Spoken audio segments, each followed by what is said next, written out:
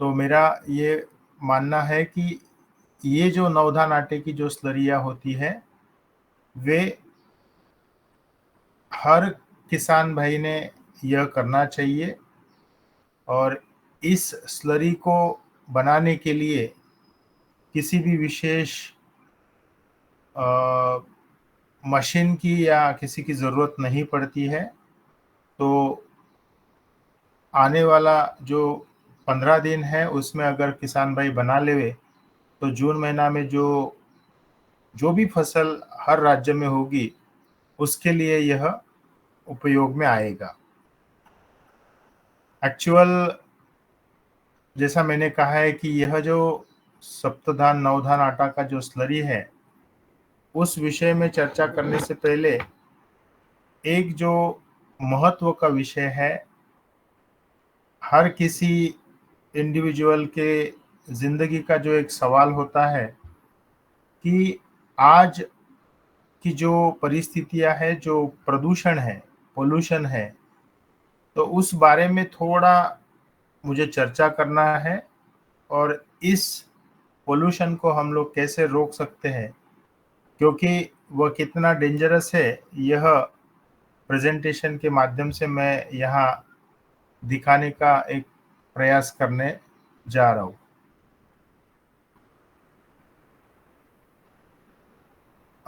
PPT share हुआ है, दिख रहा है पीपीटी? हो गया जी सर। ठीक है सर, ओके। हो गया सर।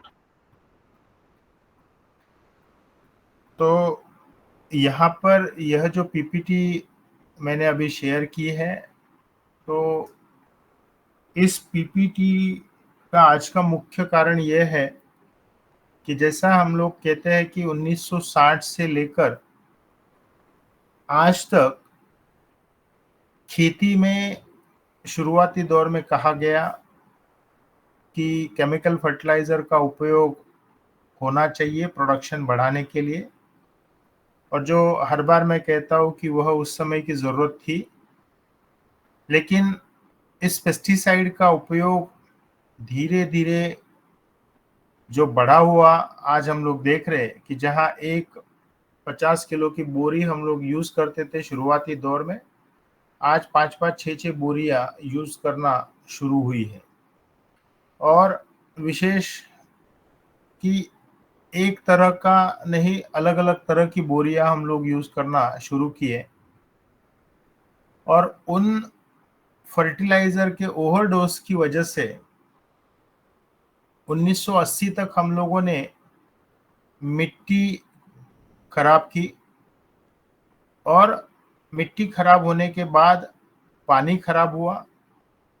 और आज यह परिस्थितियां है कि मिट्टी और पानी खराब होने की वजह से जो हवा है वह प्रदूषित हुई है। और उसी विषय में जो हवा का प्रदूषण का जो प्रमाण है, उसी विषय में मैं अभी चर्चा करना चाह रहा हूँ। जैसा हवा जो प्रदूषित होती है, तो उसको चेक करने के लिए यह PM 2.5, यहाँ पे आप लोग इस स्लाइड में देख पा रहे हो कि PM 2.5 इसका जो कॉन्सेंट्रेशन होता है, यह जैसा दुनिया का एक एवरेज यहाँ पे निकला है, वह 46 माइक्रोग्राम पर square metre, sorry cubic metre. यानी यह जो आंकड़ा है, हम लोग इस आंकड़े के ऊपर जाएंगे कि 46 माइक्रोग्राम होना चाहिए, यानी 46 होना चाहिए। और WHO का जो हेल्थ बेस जो भी क्वालिटी गाइडलाइंस है, वह 10 होना चाहिए ऐसा कहते हैं। यानी 46 ऑन एन एवरेज पूरे दुनिया का है, लेकिन यह 10 से नीचे होना चाहिए ऐसा वर्ल्ड हेल्थ ऑर्गेनाइजेशन का कहना है। और मैं यह विषय यहाँ पर इसलिए लेना चाह रहा हूँ क्योंकि इसका रिलेशन जो खेती में जिस तरह से फर्टिलाइजर यूज हुए, आखिर में वे एक तरह के केमिकल है। उसके बाद हम लोग जो डीजल और पेट्रोल का कंजम्पशन हम लोगों का बढ़ा, हर जगह पे टू व्हीलर, फोर व्हीलर, इनका उपयोग बढ़ा है।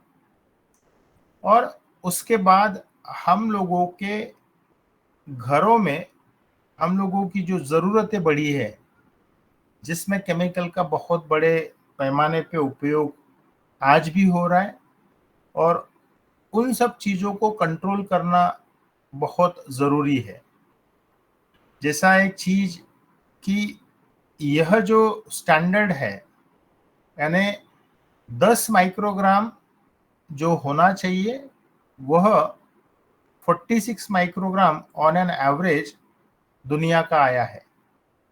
लेकिन यहाँ पे ये जो नेक्स्ट स्लाइड है, ये स्लाइड दिख रही है शरद भैया, नेक्स्ट वाली? जी दिख रही जी। ठीक है दादू, मुझे इस स्लाइड को देखकर ये बताइए कि इंडिया में PM 2.5 का वैल्यू कितना आ चुका है।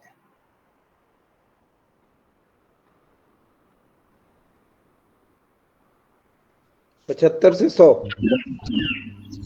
यानी अभी हम लोग, यह जो पिछला स्लाइड है, 10 माइक्रोग्राम से नीचे होना चाहिए, और इंडिया का जो एवरेज है यह 75 से 100 के बीच में गया है, और दुनिया का जो एवरेज है वह 46 है। तो यह सब जो चीजें यहाँ पे हमें देखने को मिल रही है, तो इन सभी चीजों पर से एक अनुमान हम लोग निकाल सकते हैं कि दुनिया में जो एयर पोल्यूशन है, आउटडोर एयर पोल्यूशन है, उसमें इंडिया सबसे तेजी से यह पोल्यूशन बढ़ा रहा है, ऐसा दिख रहा है। और उसी जगह पे अगर हम लोग नॉर्थ अमेरिका है, ऑस्ट्रेलिया है, और साउथ अमेरिका का कुछ पार्ट है, इन सभी एरियाज को अगर देखें तो PM 2.5 का जो स्टैंडर्ड लेवल कहा जाता है, उस परिस्थितियों में वहां दिखता है। यानी north America, Canada, south America और ऑस्ट्रेलिया, इन एरियाज को अगर छोड़ा आ जाए तो हर जगह पे कहीं ना कहीं यह आउटडोर एयर पोल्यूशन बढ़ा है। और इसके बाद वाली जो स्लाइड है, इसका डायरेक्ट जो रिलेशन है, ये जो आउटडोर एयर पोल्यूशन का जो रिलेशन है, यह यहाँ पे सेंटेंस में पढ़ के दिखाता हूं कि इसका जो परिणाम होता है, अंतिम जो परिणाम कहा जाता है, वह लंग कैंसर की ओर जाता है। और यह जो भी मैं यहाँ पे दिखाना चाह रहा हूं, यह सब इंटरनेशनली पब्लिश्ड रिसर्च पेपर के माध्यम से मैं यहाँ पे यह सब चीजें रखना चाहता हूँ। और यह एयर पोल्यूशन का जो रिलेशन है, वो डायरेक्टली लंग कैंसर से जोड़ा जाता है। और यहाँ एक रेफरेंस, क्रॉस रेफरेंस इस पब्लिकेशन में ऐसा भी उपलब्ध है कि जब लंग कैंसर जैसी बीमारी किसी को हो जाती है, तो उसका ओवरऑल सर्वाइवल जो रेट होता है वह 5 साल होता है, और उसमें भी 18% लोग ही 5 सालों तक जीवित रह पाते हैं, ऐसा इस रिसर्च पब्लिकेशन का कहना है। यानी आप सोचिए कि यह कितना कितना डेंजरस है। जो छोटी छोटी चीजें हम लोग करते आ रहे, उसके जो परिणाम है, वो परिणाम कहाँ तक जा रहे।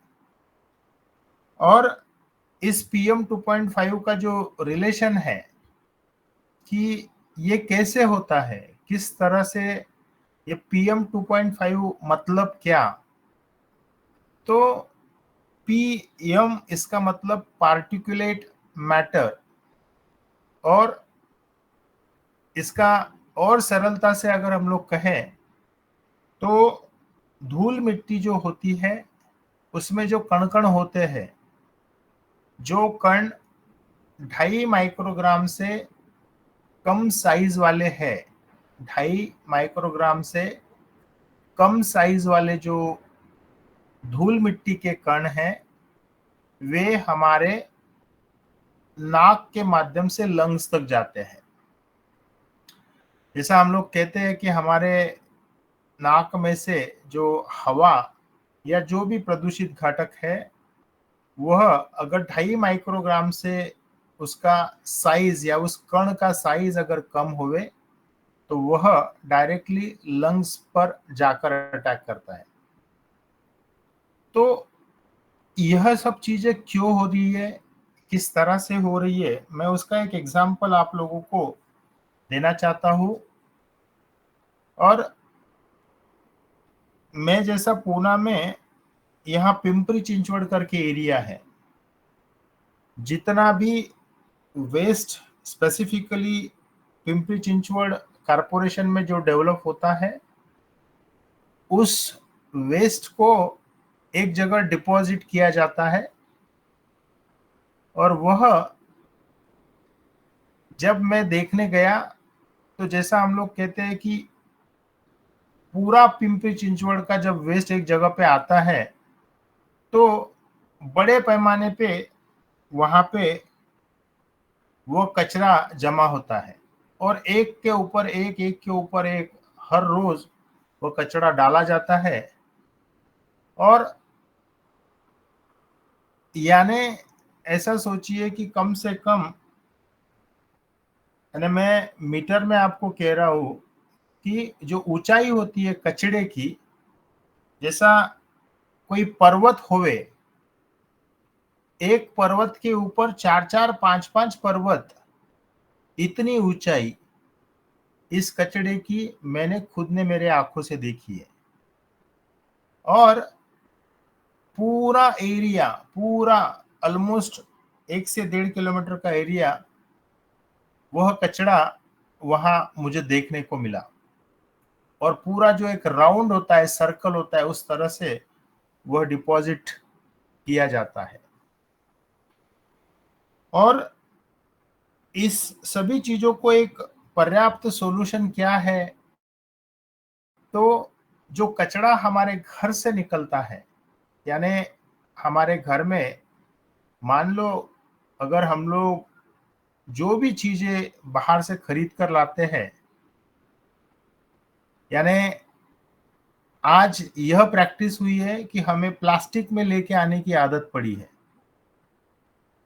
और यहां तक कि मैं कहता हूं कि हम लोग सब्जी मंडी जाते हैं तो मान लो अगर मुझे मेथी का सब्जी या पालक का सब्जी लाना है तो आज हम लोग, बहुत से ऐसे लोग हैं जो कैरी बैग में लेकर आते हैं। और वह जो डंठल है, जैसा मेथी का पत्ता तो हम लोग खा लेते हैं, लेकिन जो डंठल है वह कैरी बैग में डाला जाता है, फिर डस्टबिन में जाता है, और वो फिर जो कचरा गाड़ी आता है उसमें दिया जाता है। यानी मैं यह जो चीजें कह रहा हूं यह शहर की परिस्थितियां हैं। कल ही मैं कुछ कारणवश मुंबई गया था, यानी पूना में कर्जत के बाद में जैसा मुंबई शहर शुरू होता है, आपको एक जो हवा है उसकी जो बदबू है वह आपको महसूस होती है। और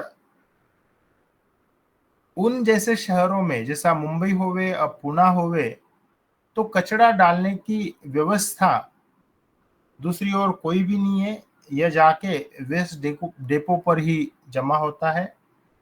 तो मेरा ये मानना है कि इन सभी कचड़ों का कहीं ना कहीं डिकम्पोजिशन बड़े शहरों में अपने सोसाइटी में करने का अभी पूना जैसे या पिंपरी चिंचवड़ जैसे जो कारपोरेशन है वो इस पर अभी ख्याल कर रहे हैं, पर यह कचरा कम से कम हमारे घर से बाहर जावे, इस बारे में हमें सोचना जरूरी है।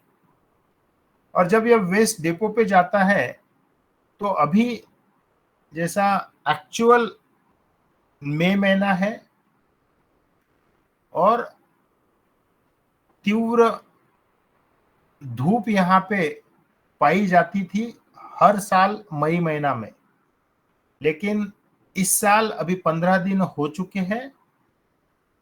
पिछले 15 दिनों में 4 से 5 बार बारिश हुई है।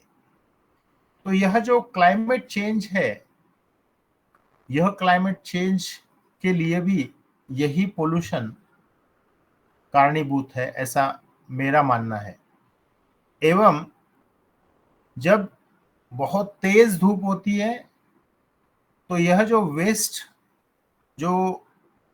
डिपो पे डाला जाता है, डंपिंग किया जाता है, तो उसका डस्टिंग होता है, यानी जो धूल के कण बनते हैं, इसी वेस्ट से यह धूल के कण बनते हैं।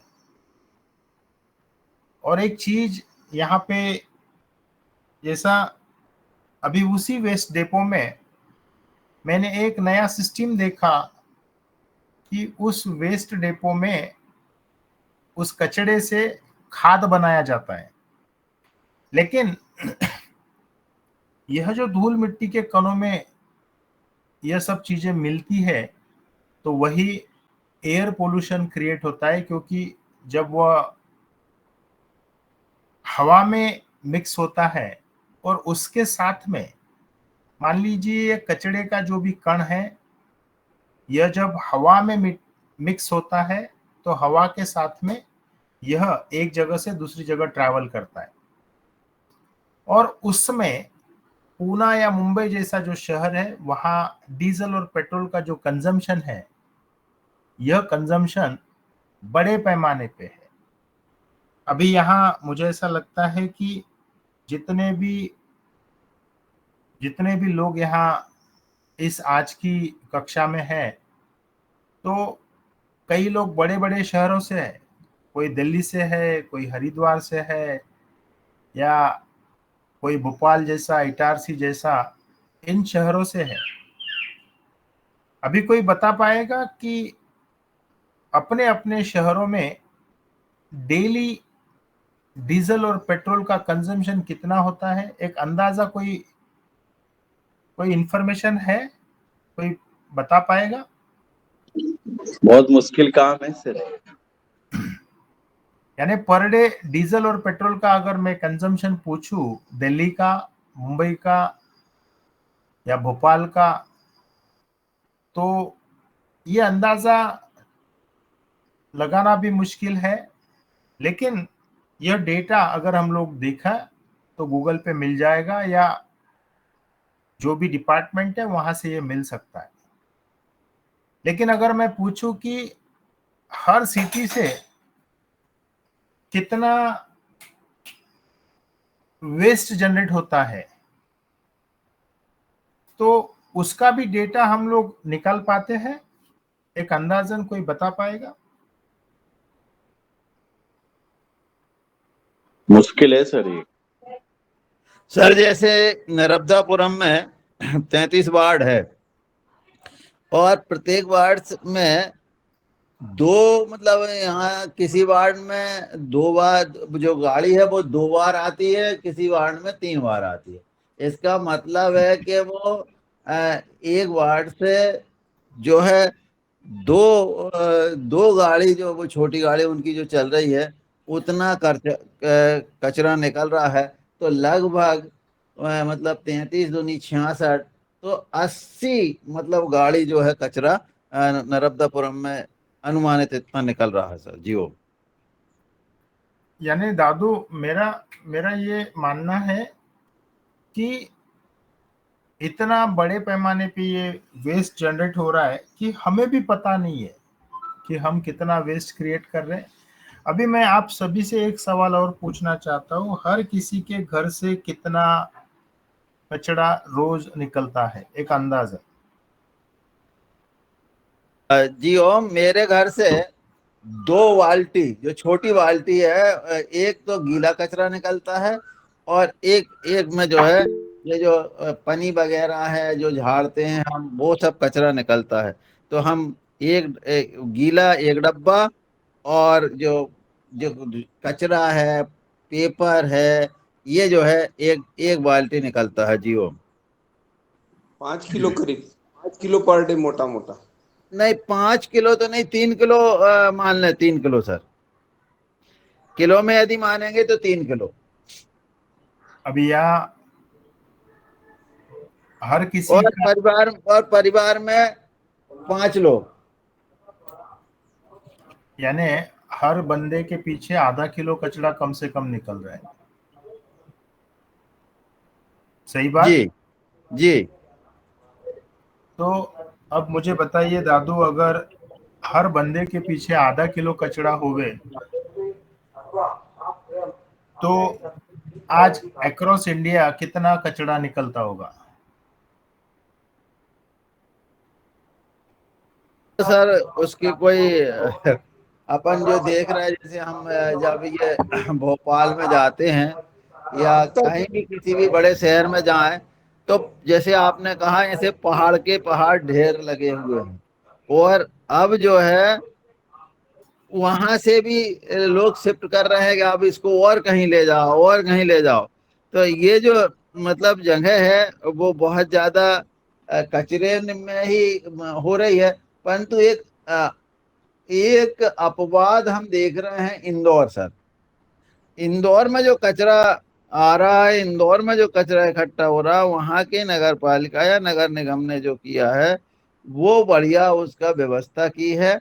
और वहां से वो कचरा जो है उतना नहीं निकलता, और उसका वो छांट करके बना दे रहे हैं। जियो। तो डॉक्टर साहब भोपाल में जो हमारा एक बाईपास है, वहाँ पे एक पहाड़ खड़ा हो गया था पूरे कचरे का। उसको नगर निगम महापौर ने जो है किसी कंपनी को एक कम से कम 5 एकड़ जमीन दी है उसको कचरा डिस्ट्रीब्यूट करने के लिए। उसने उसी को वही जो है एक पहाड़ बना के वो अंदर मिट्टी के अंदर कर दिया है। उसने पहाड़ बन गया है पूरा कचरा। उसको जो है काट पीट के मशीन से बना करके और एक खाद के रूप में बिल्कुल पूरा एक पहाड़ बना हुआ रखा है, ऊपर दूबा लगा दी है। और तो यह जो विषय है, मैं यह विषय आज छेड़ने के पीछे एक रीजन भी यह था कि सच में जिस तरह से बीमारियां फैल रही है, जिस तरह से सारी चीजें दुनिया भर में देखने को मिल रही है, और यहाँ पे जो परिस्थितियां भारत की है, वे परिस्थितियां अगर हम लोग देखें और इसको अगर आज भी हम लोग कंट्रोल नहीं करेंगे तो बहुत नुकसान होगा। और विशेष यानी आने वाली जो पीढ़ियां है, देखिए हम लोगों ने तो जिंदगी काटी है। जैसा आज मैं हर बार कहता हूँ कि दादू आज उम्र के 70 से आगे के पड़ाव पे है, लेकिन आने वाली पीढ़ियां उस उम्र तक जाएगी या नहीं जाएगी, इस बारे में भी चिंतन होना बहुत जरूरी है। और छोटा सा यानी अगर यही जो दादू के घर से, जैसा मैं एक एग्जांपल दे रहा हूँ, जो दादू से चर्चा हुई उस बेसिस पे कह रहा हूँ कि अगर दादू के घर से 2 से 3 किलो अगर वेस्ट निकलता है, वही 2 से 3 किलो की जगह धीरे धीरे करके अगर वह 1 किलो तक आ जावे, तो मेरा ये मानना है कि यही चीजें हर घर से होनी चाहिए और वह कचरा वहां पे कम से कम करने में मदद करेगा। क्योंकि हमें खुद को बदलना है और उसके बाद में ऑटोमेटिकली बाकी की सब चीजें सरल सी होती जाती है। और यह सब चीजों का जो आदत है हमें हमारे नेक्स्ट जनरेशन्स में भी डालना जरूरी है कि कचरा सच में उसका मैनेजमेंट बहुत इम्पोर्टेंट है। और यहाँ पर जो यह जो मैं एक सिंपल सा सेंटेंस लिखा हो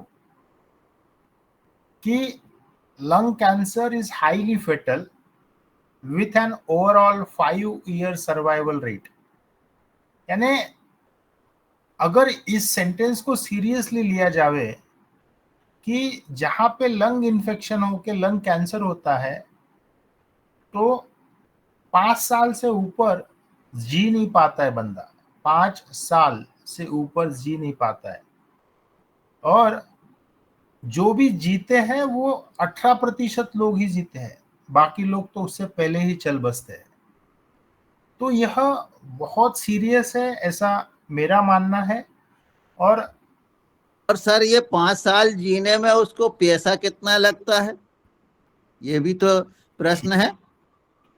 दादू देखिए, छोटे छोटे सवालों के जवाब अब नहीं आ रहे कि हम पेट्रोल डीजल कंजम्पशन कितना है हर शहर में, कचरा कितना जनरेट होता है उसका डेटा नहीं है, और इसके ऊपर जैसा मैं आप सभी लोगों को, यानी जो पिछले एक साल से एक चीज मैं आप सभी से चर्चा कर रहा हूं। कल मैं जब बॉम्बे वर्ल्ड ट्रेड सेंटर में एक मीटिंग था तो वहां पर एक चर्चा हो रही थी, और स्पेसिफिकली इन विषयों पे भी चर्चा हो रही थी, पोल्यूशन के।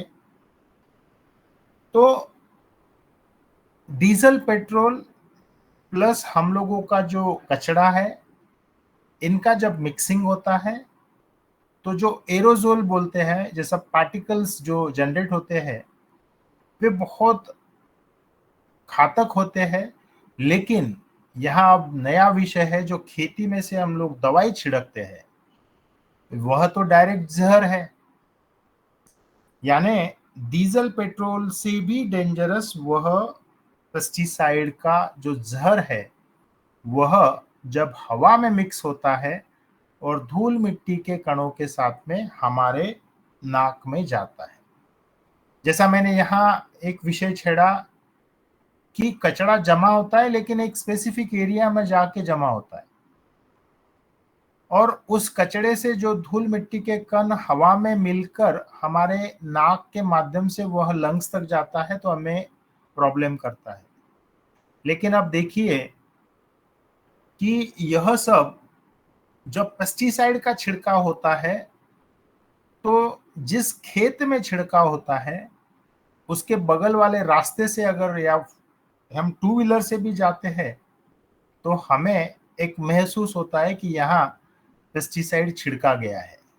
इसका मतलब वह जो ड्रॉपलेट है, वह जो कण है, हमारे नाक में जाता है और गया है। अब आप सोचिए कि यह जो ड्रॉपलेट साइज है, यह जो पार्टिकल साइज है, यह अगर हमारे रेगुलर छिड़काव के समय अगर नाक में जाएगा तो यह कहीं ना कहीं हमारे लंग को डायरेक्टली तकलीफ दे सकता है, और वह कितना डेंजरस है इस बारे में भी हमें सोचना जरूरी है। यानी मैं आज के 4-6 महीना पहले जब हमारे गांव में मेरे घर पर कुछ 8-10 किसान भाई आए थे गांव में, मैं जब उनसे चर्चा कर रहा था कि जो बहुत डेडली पेस्टिसाइड है, जैसा मैंने डाइक्लोरोवास या नुवान के बारे में बड़े पैमाने पे चर्चा की है, विषय निकला था कि यह नुवान का जो छिड़काव है या डाइक्लोरोवास का जो छिड़काव है, वह करने के बाद उन छिड़काव करने वाले बंदों को कौन सी बीमारियां हुई है या ऐसा कुछ गांव में दिखता है क्या। तो बड़ी भयानक चीजें सामने आई, और मैंने जब उसका लिटरेचर में सर्वे किया तो मुझे कुछ रिसर्च पेपर ऐसे मिले कि छिड़काव करते समय उस बंदे के पीठ पर यह जब गिरता है, और रेगुलर प्रैक्टिस में वह जब गिरता है, तो सिर्फ पीठ पर गिरने की वजह से भी कुछ लोगों की मौत हुई है। तो हम लोग ये समझ सकते हैं कि अगर पीठ पर गिरने से मौत होती है तो अगर रेगुलर नाक में अगर जाएगा तो अपने इंटरनल सिस्टम्स को कितना डैमेज कर सकते हैं। तो आज मुझे यह विषय आप सभी के सामने रखना था। मैं वह पब्लिकेशन PDF फाइल है, मैं लोड कर पाता हूँ कि नहीं, मैं देखता हूँ। यहाँ PDF फाइल दिख रही है, मैं जो दिखाना चाह रहा हूँ। अभी नहीं दिखी सर। नहीं दिख रही सर। ओके, मैं फिर से ये स्टॉप करके मैं यहाँ शेयर करता हूँ।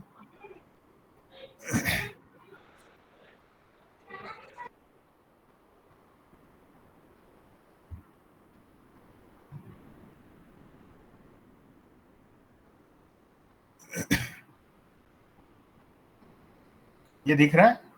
जी ठीक है।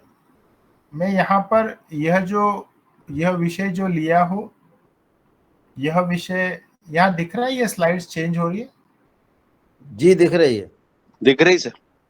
तो यह रिसर्च पेपर में का डेटा है जो मैं अभी आप सभी को जो मैं स्लाइड दिखा था, वही यह डेटा है।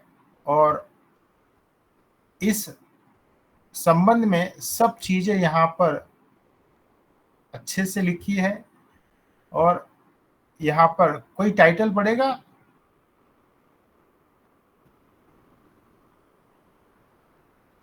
Outdoor air pollution and cancer, and overview of the current ev- evidence and public health recommendation.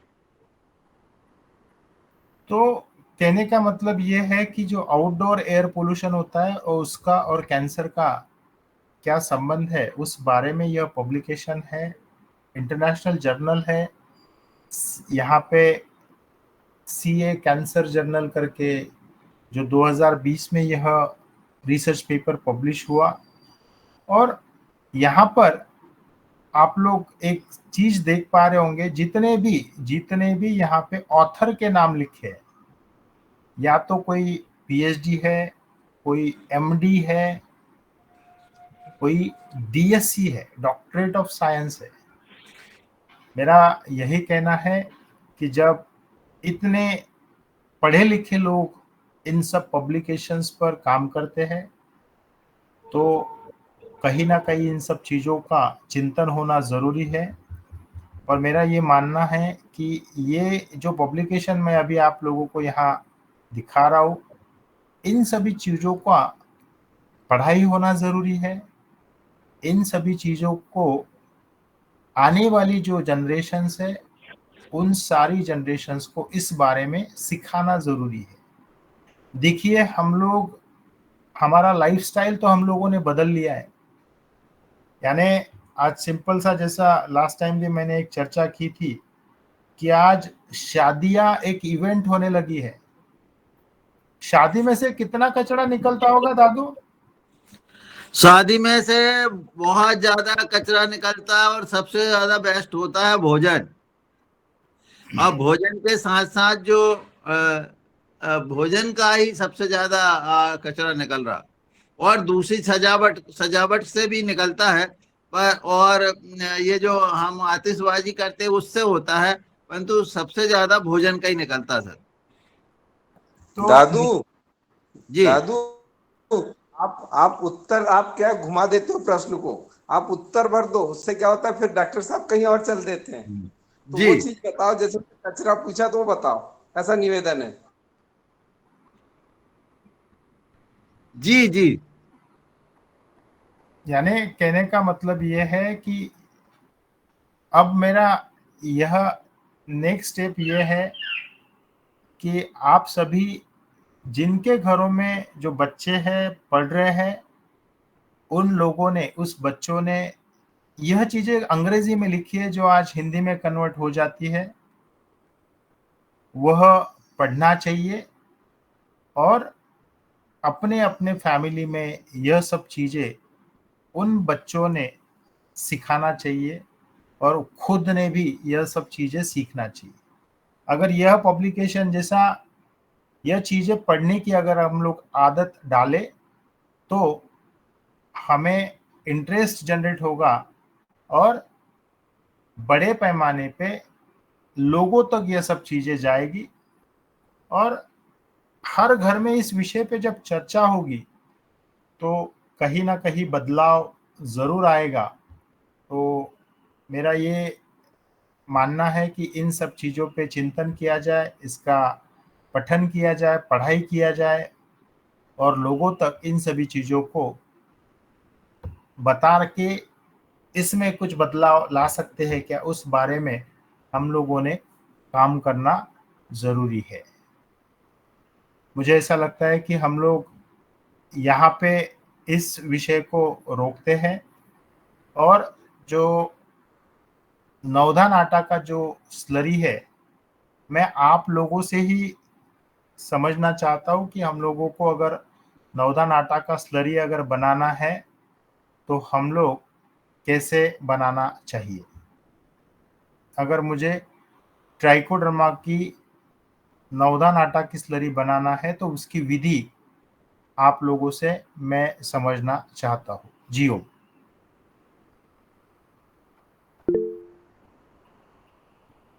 जी ओम। मैं चाहता हूं कि सबसे पहले जो है हमारे जो साथी बासिम गए थे वो पहले अपना थोड़ा थोड़ा विचार इस पे व्यक्त करें तो कुछ चीजें निकल के आएगी, वरना मैं तो इसमें बता दूंगा कि कैसी बनती है।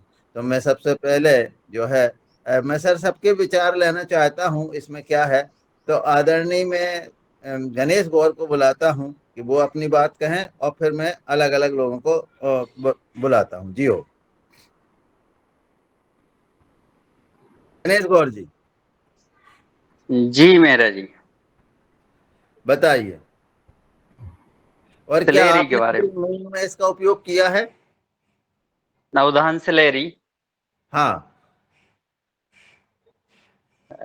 मूंग में सलेरी तो नहीं की है, क्योंकि मूंग में चलिए नमी वाला जो है वो नमी का बहुत बड़ा वो है, दिक्कत वाला, नमी अब रह नहीं पाती है। अब छोड़ दीजिए, मतलब बस इतनी बहुत है कि हमने नहीं किया। आदरणीय और तुलाराम जी। जी धन्यवाद। सदन को प्रणाम। जी मैंने किया तो नहीं, मगर मैं उसका फार्मूला बता सकता हूँ मेरा, नहीं जहाँ नहीं, तक अनुभव। फार्मूला नहीं सुनना, फार्मूला नहीं सुनना, फार्मूला तो ठीक, कोई भी बता देंगे, ठीक है है, ना। धन्यवाद, थैंक यू। जी सीएम राय, आदरणीय सीएम राय जी।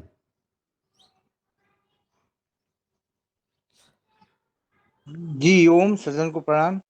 सर मैंने इस वर्ष हमको ये मिला ही नहीं कल्चर। और सर से बोले कि सर आप मई में मंगा लीजिएगा तो आप बनाइएगा। तो इस समय मूंग तो मैं नहीं लगाता हूँ, तो धान की तैयारी चल रही है, इसके पहले मैं बना लूंगा। जी जी और प्रदीप बहुत राज जी वर्मा। सर, जैसे आप बताए कि वो स्लरी कैसे बनाना है, ये भी एक बार रिपीट होते रहेगा कि हाँ दिमाग बता में देंगे एकदम सर, आपके बता बैठ देंगे। जाएगा आपको जी जी कैसे बता क्या देंगे। बनाना।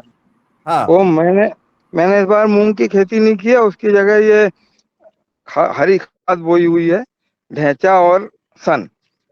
तो उसमें तो मैंने उपयोग नहीं किया है। जी राकेश गौर जी, आदरणीय राकेश गौर जी।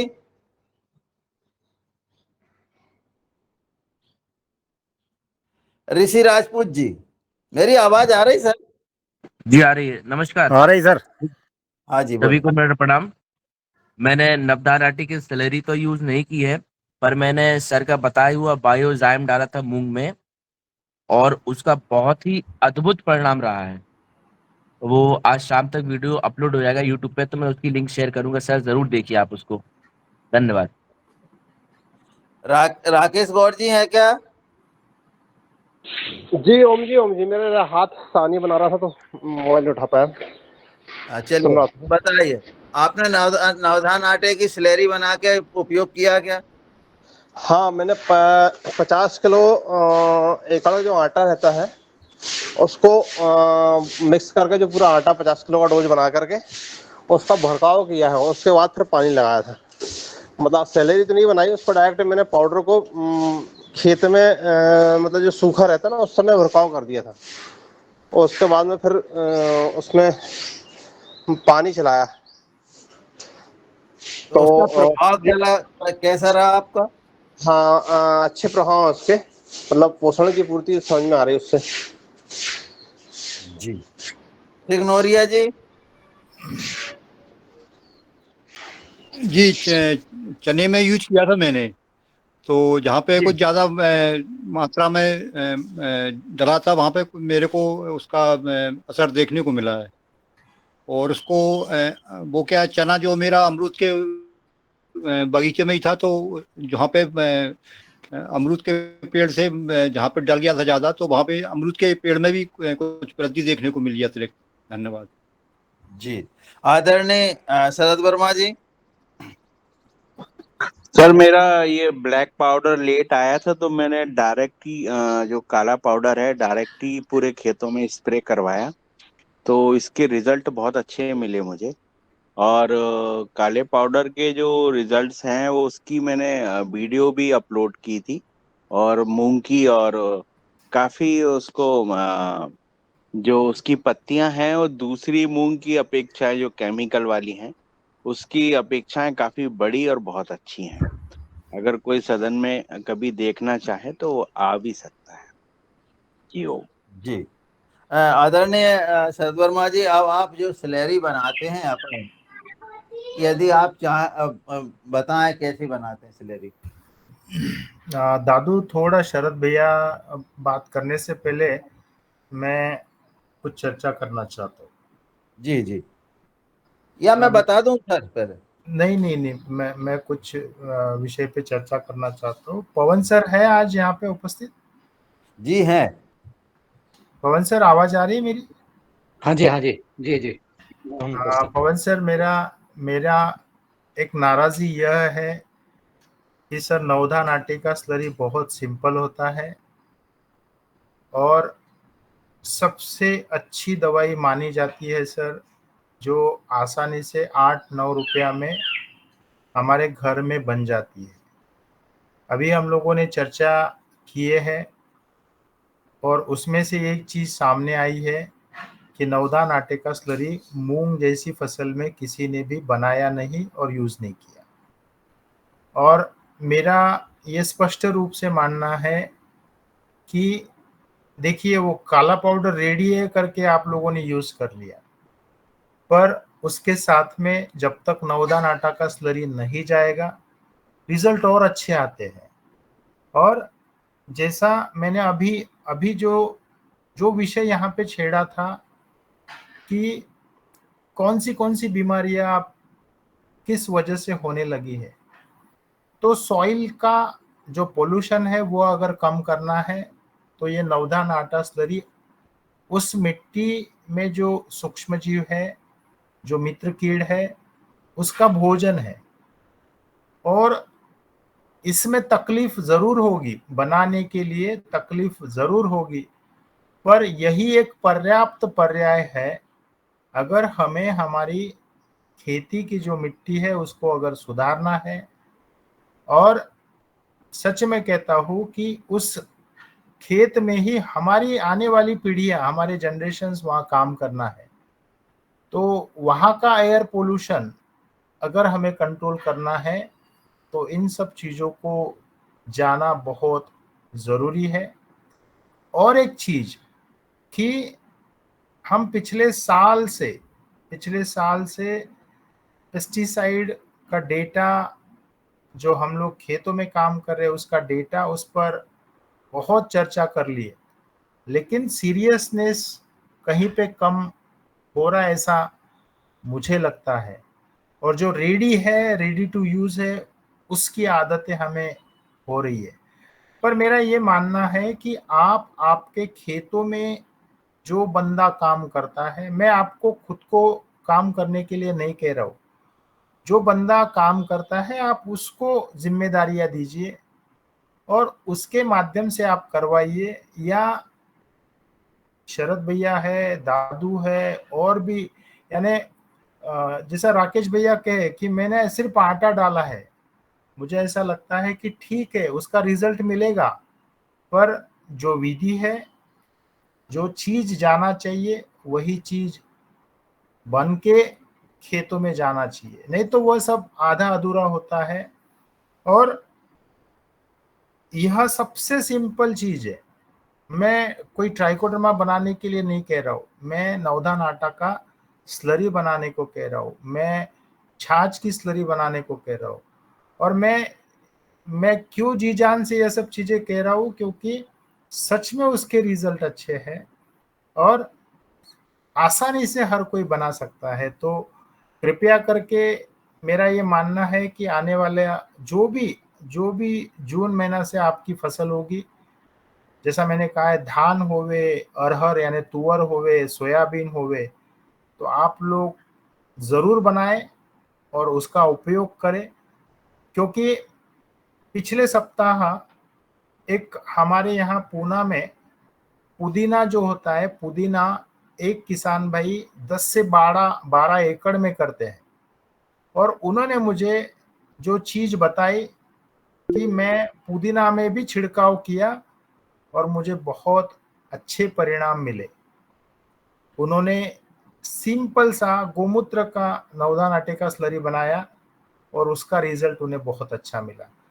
तो मेरी रिक्वेस्ट रहेगी पवन सर, आप, मुझे ऐसा लगता है कि आप भी इस सब चीज़ों में अपने कमेंट देवे कि यह चीज़ें अगर आगे नहीं बढ़ेगी तो, क्योंकि कल ही मुझे आदरणीय रंजना जी का मैसेज था कि हम कितने दिनों से, यानी हमारी पहली क्लास कौन से दिन हुई थी, तो 8 जून 2023 से यह सब चीज़ें चल रही है।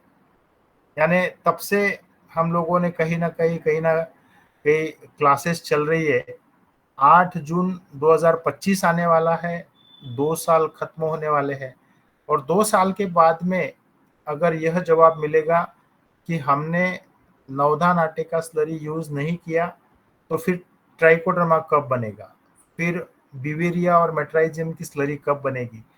तो आदरणीय पवन सर को मैं विनंती करना चाहता हूँ कि इन सभी बातों पर थोड़ा सीरियसली विचार विमर्श होवे, और जो रेडीमेड है वह तो यूज कीजिए, लेकिन इन चीजों पर भी चर्चा होना और उसका उपयोग होना जरूरी है। जी जी धन्यवाद डॉक्टर चौहान।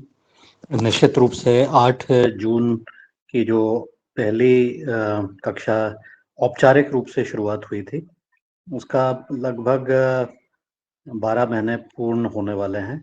और उस 12 महीने में 4 हफ्ते भी अगर हम लगाते हैं तो लगभग 48 सप्ताह से ये ऑनलाइन कक्षा चल रही है, साथ ही ऑफलाइन भी हमारी क्लास चल गई है।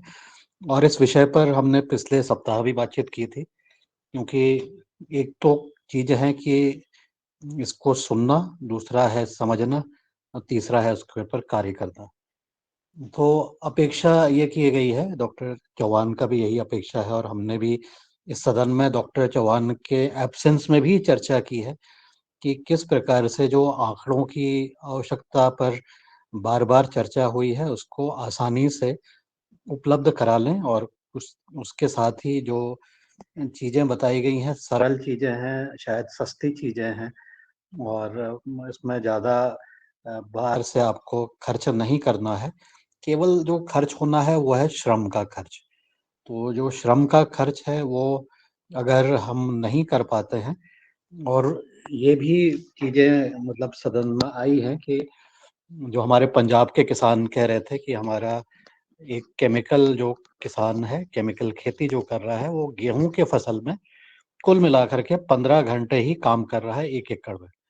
मैंने इसको क्रॉस चेक किया और मैंने पाया कि ये 15 घंटे ज़रा से कम लग रहे हैं। तो फिर भी जो मैक्सिमम जो घंटे निकल के आए, वो करीब 30 घंटे निकल गया, मतलब दुगना हो गया।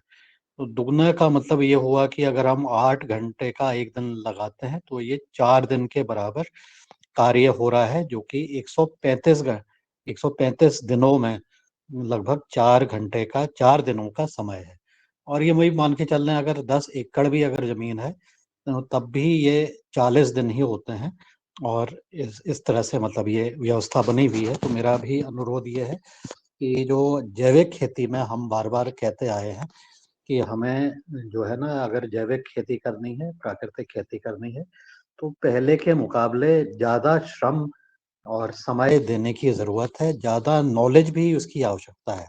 ऐसा नहीं कि नॉलेज जो है अभी तक के जो आ रही थी उसी से ही काम चल जाएगा। इसके अलावा ज़्यादा हमें जानकारी भी रखनी है और वो जानकारी का उपयोग भी जब तक के नहीं होगा तब तक के ये कार्य जो है अपने आप में ऐसा ही बना रहेगा। तो मेरा भी अनुरोध है, क्योंकि इस मंच पर डॉक्टर चौहान ने भी कई बार बातचीत कर ली और हमने भी चर्चा की है कि जो भी चीज़ें बताई गई हैं, या तो उसमें 2-3 ही ऑप्शन हैं। या तो हम कहें कि ये अच्छी हैं, तो हम करें और उसके रिज़ल्ट बताएँ। रिज़ल्ट अच्छे भी हो सकते हैं, खराब भी हो सकते हैं। मतलब हम अनसक्सेसफुल भी हो सकते हैं। हमें लग सकता है कि इसमें तो बहुत ज़्यादा इसमें कार्य हो रहा है और ये कार्य नहीं कर पा रहे हैं। तो एक तो चीज़ें ये हो गई। दूसरा ये हो गया कि हमें ये तकनीक पसंद नहीं आ रही है, तो हम इस विषय पर भी चर्चा करें कि ये तकनीक इन कारणों से ये पसंद नहीं है। तो जो भी चीज़ें हैं वो स्पष्ट रूप से बताई जानी है। अगर कोई कार्य नहीं हो पाता है, तो ज़रूरी है कि उस विषय को ऐसे ही नहीं छोड़ दिया जाए कि अब ये नहीं हो पा रहा है, क्योंकि उसके कारण के प्रति भी हमें जागरूक रहते हुए अपनी बातों को स्पष्ट रूप से कहने की ज़रूरत है।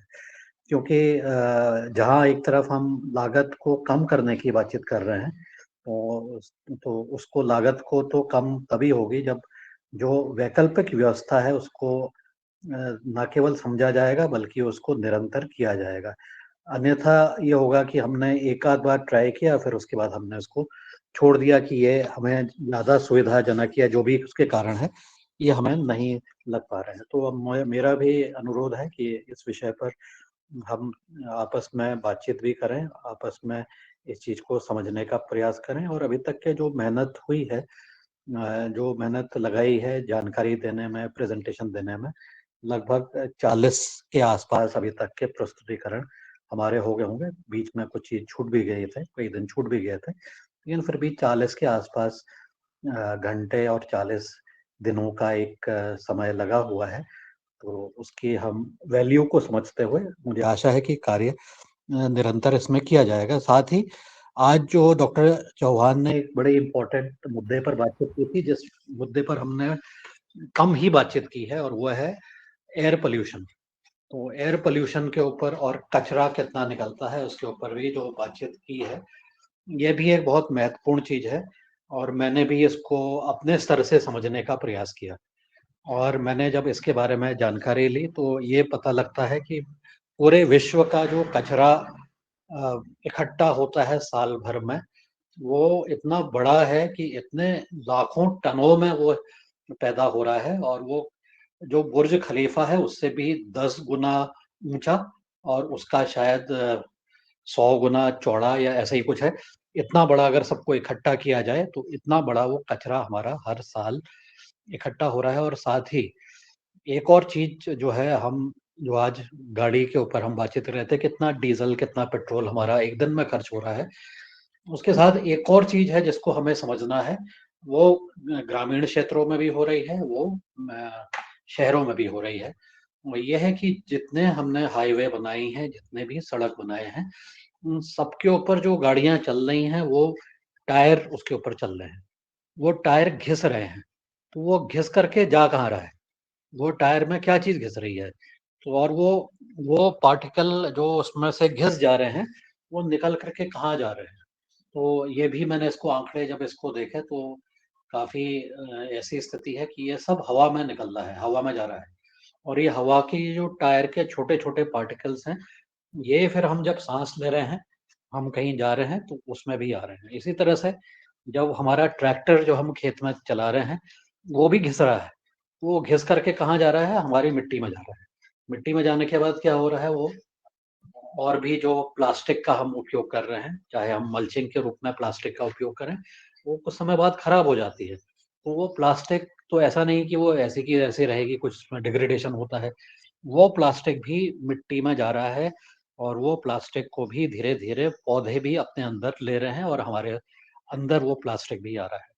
तो एक टायर का पोल्यूशन, एक प्लास्टिक का पोल्यूशन, ये सब भी चीजें जो हैं हवा में उड़ते हुए, मिट्टी में उड़ते हुए, पानी में जाते हुए, पूरे के पूरे 3 तो हमारे जो तत्व हैं, प्रमुख तत्व, पंच महाभूत में से 3 तत्व तो हमारे ऐसे ही जो है प्रदूषित हो गए हैं और निरंतर होते जा रहे हैं। साथ में जो डीजल का और पेट्रोल की जो बदबू है, उसकी जो पोल्यूशन है, वो तो इसके ऊपर ही है, इसके अलावा ही है। तो इन सब विषय को जब हम गहराई से समझते हैं और इसको समझने का प्रयास करते हैं, तो ये पता लगता है कि हमारी जो स्थिति है वो किस दिशा की तरफ हम लोग जा पा रहे हैं, किसकी तरफ हम बढ़ पा रहे हैं और इसके लिए हम क्या कर पा रहे हैं। तो जो आज चीजें डॉक्टर चौहान ने बताई हैं और कई बार वो बता चुके हैं, मुझे लगता है कि अब इसके ऊपर हमें ज्यादा सोचने की जरूरत नहीं करनी चाहिए और इसको तुरंत कार्य करते हुए अगली जो आपकी फसल आएगी, अगले महीने से जो होगी, उसमें तो युद्ध स्तर से हमें काम करने की आवश्यकता है ही, कि हम युद्ध स्तर में काम करें और उसको अपने खेत में जो भी अनुभव है, उसमें कोई परेशानी होती है तो डॉक्टर चौहान की तरफ से पूरी उनका सब चीजें बिल्कुल ओपन है। तो उसको हमें, मुझे लगता है कि जब तक के हम स्वयं ये चीज को लेते हुए आगे नहीं बढ़ेंगे, तो इतने दिनों की जो मेहनत है उसका उतना फल नहीं मिलने वाला जितना कि हम सोच रहे हैं कि मिल जाएगा। और सोचने वाली बात यह भी है कि ये जब हमने 40 दिनों की, 40 घंटों की लगभग चर्चा कर ली है, उसके ट्रेनिंग के रूप में हम इसको देख लें, उसमें हमने प्रैक्टिकल भी कर लिया, तो अगर 40 दिनों में हमारी उतनी सफलता हमें नहीं मिल पाई है, तो जो सरकार ट्रेनिंग कराती है, कोई संस्था ट्रेनिंग कराती है, उसका भी क्या कुछ फल मिल भी पाता है कि नहीं मिल पाता है। स्पेशली अगर वो 1 आध दिन की ट्रेनिंग हुई, नॉन सीरियस टाइप की ट्रेनिंग हो, फॉर्मेलिटी के लिए ट्रेनिंग हो, तो ऐसा भी ये लगता है कि ये प्रशिक्षण कार्यक्रम, ये जो बाकी एक्सपोजर होते हैं, ये सब चीजें होती हैं, इसका पूर्ण रूप से जो सरकार जो है, जो लाभ देना चाह रही है, वो शायद नहीं मिल पाता होगा। बिल्कुल इस चीज से स्पष्ट भी है। तो इसलिए हमारी जो गुणवत्ता है, हमारे कार्यों की गुणवत्ता, इसमें किस प्रकार से कार्य हो रहा है और हम कितनी गुणवत्ता से स्वयं काम आगे कर पा रहे हैं, इन चीजों को भी हमें आत्मचिंतन करने का एक अवसर है। ये आत्मचिंतन इसलिए भी जरूरी है कि हम कितने दिनों से जो जुड़े हुए हैं, जो मिलकर के काम करने का प्रयास कर रहे हैं, जो बातें हम कह रहे हैं, उसमें से कितनी बातें हम सीरियसली लेते हुए आगे चल पा रहे हैं, इसका स्वयं का आत्ममूल्यांकन अगर हम करते हैं, तो निश्चित रूप से शायद हम एक कदम और आगे बढ़ पाएंगे और उसके जो हमारे गैप्स हैं, उसको हम एड्रेस कर पाएंगे। मैं तो इतना आज कहते हुए, मेरे कई सारे और एक्सपीरियंसेस भी हैं, उसको हम किसी दिन और बातचीत करेंगे। लेकिन आज की जो सेशन है वो इस सीरियसनेस के ऊपर है कि हम चीज़ों को सीरियसली लेते हुए उसके अनुभव को जरूर शेयर करें। ये जो सीरियसनेस का मतलब ये है कि उसमें से अगर हम कोई चीज़ अच्छी निकल के आ रही है तो वो तो जरूर बताएं, और अगर अच्छी नहीं निकल के आ रही हैं तो उसको भी एक्सपीरियंस हमने शेयर करना है। ये मंच इसीलिए बना हुआ है, इस तरह से न्यूट्रल तरीके से चलने का प्रयास इसीलिए किया गया है कि किसी प्रकार की कोई झिझक नहीं रहे, किसी के मन में कोई ये नहीं रहे कि ये बड़ा है, ये इसको ज्यादा आता है, इसको हमें कम आता है, इस तरह की झिझक नहीं रहे, इस तरह की हम अपनी बात सबके सामने कह पाएं और उसके ऊपर सुनवाई भी हो। तो इस मंच की गरिमा को भी ध्यान में रखते हुए और हमारे अपने जो ध्येय हैं उनको ध्यान में रखते हुए, मुझे आशा है कि हम सब लोग इस पर जरूर आत्मचिंतन करेंगे और जो चीजें लग रही हमें बताने योग्य है, बताई जानी चाहिए, उसको हम जरूर बताएं।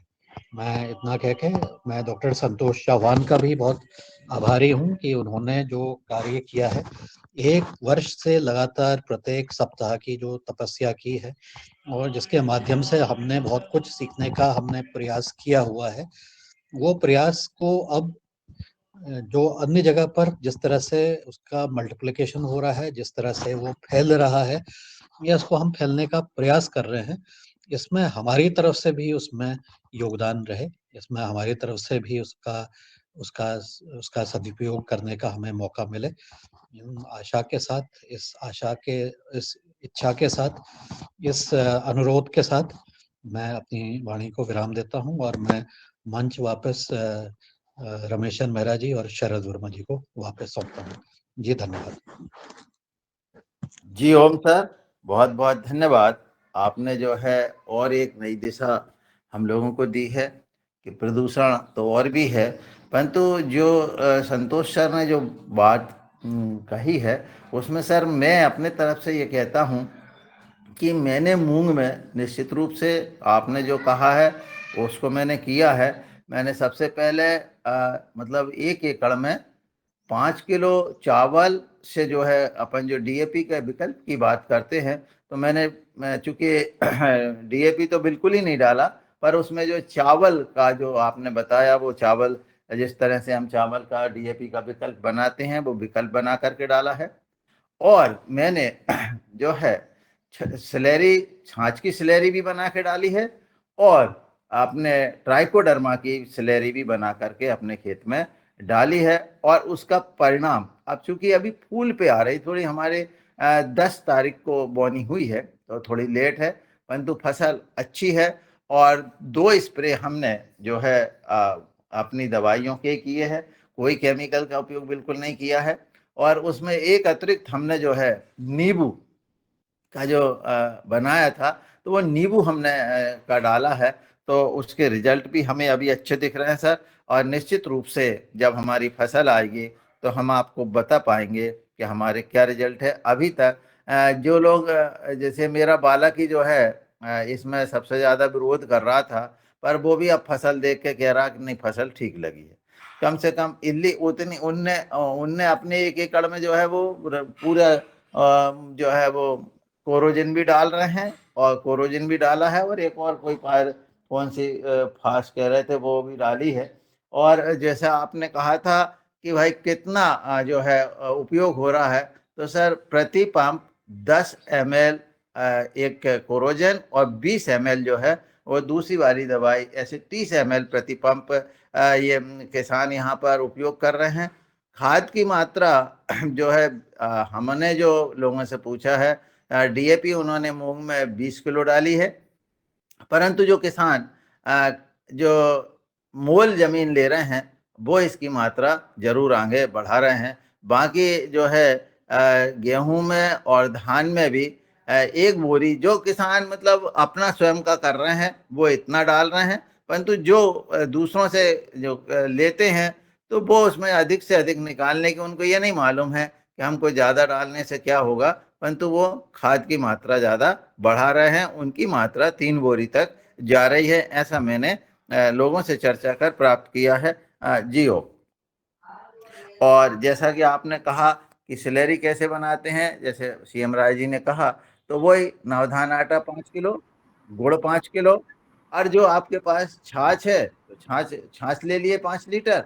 और यदि आपके पास 5 लीटर यदि ट्राइकोडर्मा तो 5 लीटर डाल दीजिए, और ये 1 लीटर है तो 1 लीटर डाल दीजिए। ऐसा उसका कोई वो नहीं है। तो इस तरह से आप जो है उसको बना सकते हैं, और वो 7 दिन में जो है तैयार हो जाती है, और उसका उपयोग आप कर सकते हैं। तो हमने जो उपयोग किया है, बहते पानी में पीपा में भर करके रख दिया, उसमें जो है जिस तरह से गलती डालते हैं उस तरह से एक छेद कर दिया, उसमें एक लकड़ी लगा दी, बूंद बूंद बूंद बूंद निकलते रहा। तो इस तरह से 1 एकड़ में 3 पीपा हमने मतलब 15 या 45 लीटर इसको डाला है। अब देखते हैं सर जो भी रिजल्ट आते हैं, उत्पादन पर रिजल्ट निर्भर करेंगे। जियो। जी दादू बहुत अच्छा। अब मैं सर को बुलाता हूँ, संतोष सर जी। जी सर। नहीं ठीक है, मेरा सिर्फ यही कहना है कि आने वाला जो भी फसल होगी उसमें नवधान आटे का स्लरी का उपयोग किया जावे। और जैसा मैं ये चीज़ें इसलिए कह रहा था कि जब यहाँ महाराष्ट्र गवर्नमेंट में जब चर्चा होती है कि आप कुछ ऐसे किसानों के नाम हमें सजेस्ट कीजिए कि जो अन्य राज्य में भी काम कर रहे, तो मैं एक्चुअली आप ही लोगों से पूछूंगा, आप मुझे 3 से 5 लोगों के नाम दीजिए जो पूरी विधि से ये सब चीज़ें कर रहे, ताकि मैं उन लोगों का नाम यहाँ हम लोगों की जो महाराष्ट्र गवर्नमेंट है उनमें मैं दे पाऊँ। सिर्फ मेरा यही कहना है कि जो भी 3 या 5 लोगों के नाम आएँगे, तो उन लोगों के डेटा अगर वही में लिखा हो कहीं पे, तो वह भी मुझे शेयर कीजिए और उसके बाद में मैं उन 5 किसान भाइयों से मैं पर्सनली चर्चा करूँगा। पामला वेरेंडा की टीम भी चर्चा करेगी और उसके बाद में हम लोग यहाँ महाराष्ट्र गवर्नमेंट में उन लोगों के नाम देंगे। जी ओम। आदरणीय सिंगौरिया जी का हैंड रेज है, तो वो क्या कहना चाह रहे हैं, अपनी बात कहें। जी, सदन को सादर नमन। मैं आदरणीय डॉक्टर साहब से पूछना चाह रहा था कि हमारा खेत अभी बारिश में खाली रहेगा तो हम सॉइल ट्रीटमेंट के लिए क्या कर सकते हैं? सॉइल ट्रीटमेंट तो बेसिकली वही जो केचुआ खाद है या गोबर खाद है या जो मुर्गी खाद होता है, उसका एक प्रॉपर कंपोजिशन वो अगर हम लोग सॉइल में डालें तो अच्छे से जी उसके जी परिणाम देखने को मिलते हैं। और जब भी ये जी सब खाद डालते हैं तो उस डालने से एक 15 दिन पहले अगर हम लोग नवधान आटा के स्लरी का छिड़काव उसके ऊपर करें तो जी वह जी उसके साथ में जाने में मदद मिलती है। और उसमें थोड़ा बहुत अगर आप लोग जो बाजरे का आटा और चावल का आटा एक्स्ट्रा उसमें डाले, 1 टन में 2 किलो बाजरे का आटा और 2 किलो चावल का आटा अगर स्लरी के साथ ही मिक्स करके छिड़काव हो जाए तो वो और भी अच्छा असर करता है। जी ओम। सर, नवधान आटे का डोज कितना रहेगा पर एकड़?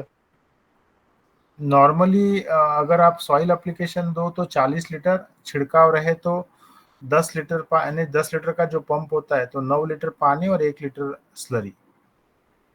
जी जी।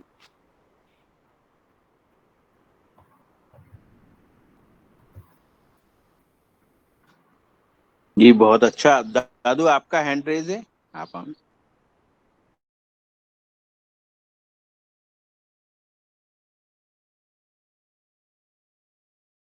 शायद ऐसे ही हैंड रेज हो गया सर। ये नमस्कार सर।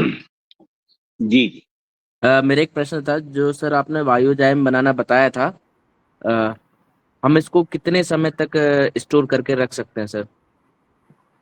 जो लस्सी जैसा जो बनाने को कहा था, जी वो अगर आप महीना भर रखोगे तो महीना भर के बाद में अगर आटा यूज किया है उसमें तो उसमें इल्लियाँ दिखना शुरू होती है, लेकिन वो खराब नहीं होता है। और 1 महीना के बाद अगर वो स्टोर करने का काम पड़ता है तो उसमें सिर्फ पानी डाल दीजिए, जो इल्लियाँ है उसको छान के गोबर खाद में डाल दीजिए और वह जो लिक्विड बनेगा, वह लिक्विड आप 1 साल बाद भी आप यूज़ कर सकते हो। सिर्फ उसे आपको सॉइल एप्लीकेशन के माध्यम से यूज़ करना है अगर लेट यूज़ करोगे तो।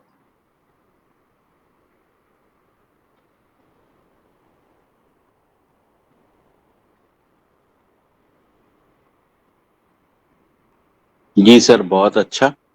और अभी और किसी के कोई प्रश्न हो तो कृपया हमें, और नहीं तो टाइम हो गया है समापन की बेला। अब मैं आदरणीय मुन्नीलाल सर जी को सादर आमंत्रित करता हूं कि वो हमें और समापन करें।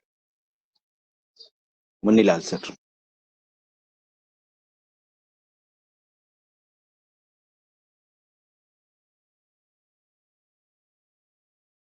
शायद नहीं है, मैं दिनेश सर जी को सादर आमंत्रित करता हूं कि दिनेश सर जी हम समापन करें।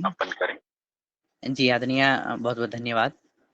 और बहुत ही महत्वपूर्ण और गंभीर चर्चा ये सामने रही है, और जिस तरह से बहुत सारे फैक्ट्स भी आदरणीय डॉक्टर चौहान सर ने सामने रखे हैं।